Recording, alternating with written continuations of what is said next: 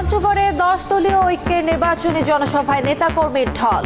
কেউ ভোট ডাকাতির চেষ্টা করলে রুখে দেওয়ার হুঁশিয়ারি জামায়াত আমিরের। আপনার ভোট কেউ যদি ডাকাতি করে নিতে আসে তাহলে কি করবে? রুখে দিতে হবে। দুঃশাসন মুক্ত স্বাভাবিক বাংলাদেশ সৃষ্টি না হওয়া পর্যন্ত আমাদের লড়াই অব্যাহত থাকবে। রাতভর জেলায় জেলায় নজিরবিহীন প্রচারণায় তারেক রহমান। নির্বাচন ঘিরে ষড়যন্ত্র প্রতিহতের ডাক। গত 15 বছর যেমন আমির নির্বাচন হয়েছে, নিশিরাতের নির্বাচন হয়েছে, মনে আছে না? ঠিক একইভাবে এইবার আবার ষড়যন্ত্র শুরু হয়েছে একটা দলে। তাদেরকে বাংলাদেশের মানুষ 50 বছর আগেই দেখে ফেলেছে যে তারা কি জিনিস।